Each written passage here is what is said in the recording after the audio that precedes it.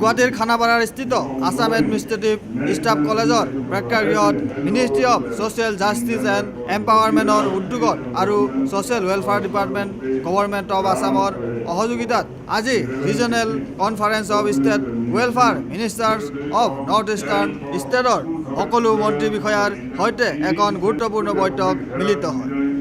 গতিকে আজিৰ এই বৈঠকত উপস্থিত থাকে কেন্দ্ৰীয় ছ'চিয়েল জাষ্টিছ এণ্ড এম্পাৱাৰমেণ্টৰ মন্ত্ৰী শ্ৰী থাৱাৰ চান্দ গেহলট আৰু ৰাজ্যিক মন্ত্ৰী শ্ৰী কৃষ্ণপাল গুৰজাৰ লগতে অসমৰ মুখ্যমন্ত্ৰী শ্ৰী তৰুণ গগৈদেৱ। সেয়েহে আজিৰ এই বিশেষ বৈঠকত বিশেষকৈ উত্তৰ পূৰ্বাঞ্চলৰ যিসকল শাৰীৰিকভাৱে সক্ষমতা লোক বসবাস কৰি আছে সেইসকলক সা সুবিধাৰ্থে আৰু শিক্ষা কৰ্ম আদি ক্ষেত্ৰত এই সভাত আলোচনা কৰা হয়। গতিকে আজিৰ এই বৈঠকত কেন্দ্ৰ চৰকাৰে লোৱা পদক্ষেপৰ বিষয়ে বিশেষকৈ অসমৰ ক্ষেত্ৰত লোৱা পদক্ষেপৰ বিষয়ে অসমৰ মুখ্যমন্ত্ৰী শ্ৰী তৰুণ গগৈদেৱে সাংবাদিকক জনাই কয়। আৰু লগতে অৱশ্যে চেডুল কাষ্ট, চেডুল ট্ৰাইবছ আৰু বেকৱাৰ্ড ক্লাছৰো আছে, মেইনলি ডিজেবলটোৰ কথাটো আছে। হয়, ইণ্ডিয়াত আজি কৈছে 2 কৰোৰতকৈ বেছি আমাৰ ডিজেবল মানুহ আছে আৰু অসমতো ঠিক তেনেকৈ আমাৰ চেঞ্চাছৰ মতে 4 লাখ কিবা 80,000 দেখুৱাইছিল। সেইটো অৱশ্যে পূৰা ডিজেবল নহয়, কাৰণ এওঁলোকৰ ডিজেবল মতে 40% ডিজেবল হ'লে ডিজেবল বুলি কয়। মানে ক'ৰবাততো 5% থাকিব পাৰে, 10% থাকিব পাৰে। তো আমিও আইডেণ্টিফাই কৰি এতিয়া প্ৰায় 2,70,000ক চাৰ্টিফিকেট দিব লাগে। আমি আসাম গভৰ্ণমেণ্টে দিছে আৰু আসাম গভৰ্ণমেণ্টে আমি আইডেণ্টিফাইও কৰিছোঁ যে অসম চৰকাৰৰ 3,800মান কি আছে টাইপ অফ জবছ, যে কিছুমান কি কয়। ইয়াৰ লগতে আজিৰ এই গুৰুত্বপূৰ্ণ বৈঠকখনত কেন্দ্ৰীয় মন্ত্ৰী শ্ৰী থাৱাৰ চান্দ গেহলটে সমগ্ৰ পূৰ্বোত্তৰৰ সমস্যাৰ বুজ লৈ তেওঁ উত্তৰ পূৰ্বাঞ্চল ৰাজ্যৰ বাবে লোৱা পদক্ষেপৰ বিষয়ে আজি এক সংবাদমেলৰ জৰিয়তে সমগ্ৰ জনসাধাৰণক জনাই কয়। मेरे मंत्रालय की ओर से हम जो योजनाएं संचालित करते हैं उसमें एक तो अनुसूचित जाति, SC, OBC, पिछड़ा वर्ग, विकलांग वर्ग, डिसेबल्ड लोग और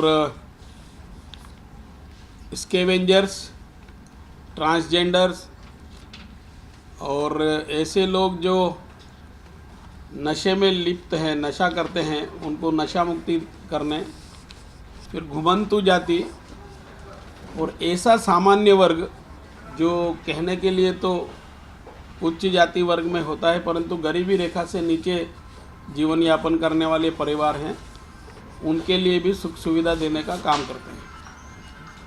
हमारे विभाग से जो योजनाएं अभी संचालित हो रही है वो इन वर्गों से संबंधित सब छात्र छात्राओं को प्री मैट्रिक और पोस्ट मैट्रिक छात्रवृत्ति देते हैं। इसके साथ ही साथ ओवरसीज स्कॉलरशिप भी देते हैं। उच्च शिक्षा के लिए कोई छात्र किसी कॉलेज में एडमिशन लेता है या विदेश जाता है तो उनको भी आर्थिक सहायता अनुदान भी देते हैं। इसके साथ ही साथ 4% वार्षिक ब्याज की दर से ऋण भी देते हैं।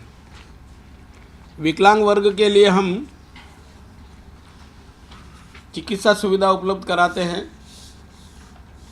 उनको समझाइश भी देते हैं, प्रशिक्षण देते हैं और फिर जब वो प्रशिक्षित हो जाते हैं और हमको लगता है कि ये कोई व्यापार व्यवसाय कर सकता है तो ऐसे लोगों को संबंधित वित्त विकास निगम बने हुए हैं। जैसे विकलांग वर्ग के लोगों के लिए विकलांग वित्त विकास निगम है, उससे 4% वार्षिक ब्याज की दर पर हम उनको ऋण सुविधा दिलाते हैं।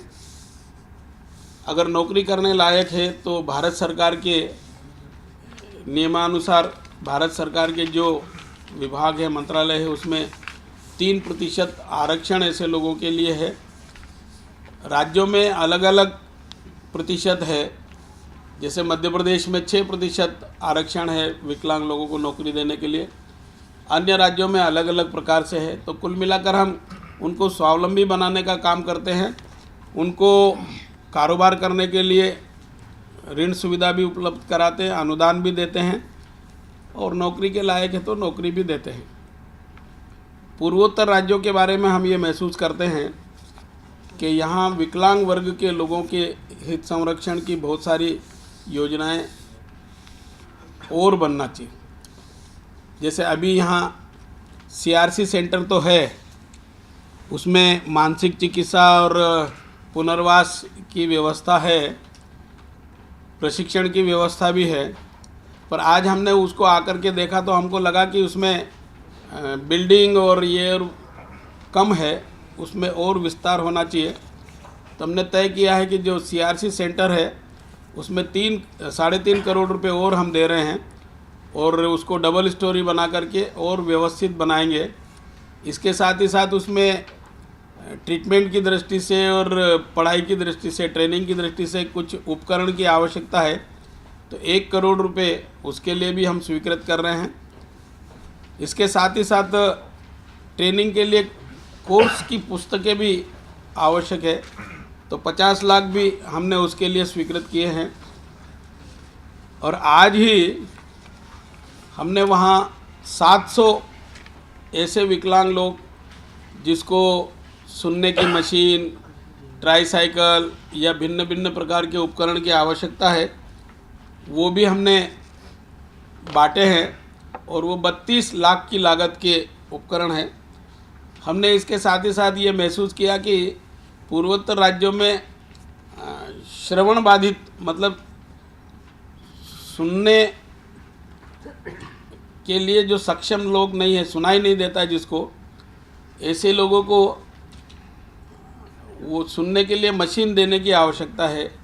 तो मशीन हमने आज तो दी है, परंतु 6 साल या 5 साल से कम की उम्र वालों को एक कॉक्लियर यंत्र, आधुनिक यंत्र है, वो देने का निर्णय किया है और वो लगभग 6 लाख रुपए में लगता है। कान के यहाँ पास में ऑपरेशन करके अंदर, जैसे आँखों का मोतियाबिंद का ऑपरेशन करते लेंस लगाते हैं ना, ऐसे ही एक लेंस अंदर लग जाता है और वो सुनने लगते हैं।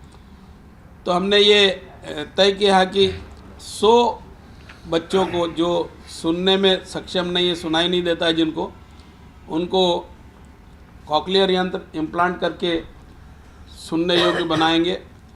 और ये हमने आज घोषणा कर दी है। इसको हम जब भी कोई हमको ऐसा मिलेगा कि उसको सुनने में प्रॉब्लम है, ये चिकित्सा चाहिए, वो हम देंगे। और नहीं तो 20 मार्च से 20 अप्रैल के बीच में पूर्वोत्तर राज्यों के सभी स्टेट्स में हम मेगा कैंप आयोजित करेंगे और जिसको जिस प्रकार की आवश्यकता होगी उस प्रकार के उपकरण, यंत्र उनको उपलब्ध कराएंगे। कुल मिलाकर उनको मुख्य धारा में लाने का प्रयास करेंगे। हमने ये प्रधानमंत्री आदर्श ग्राम योजना है, उसके अंतर्गत सन 2010 में 100 गांव का यहाँ चयन आसाम के लिए किया था। आवश्यकता पड़ने पर और भी करेंगे और इसके लिए हमने 20 करोड़ की धनराशि पहले दी थी। इसी प्रकार से 75 नए SC बाहुल्य गांवों को इस योजना से जोड़ने का भी सोचा है।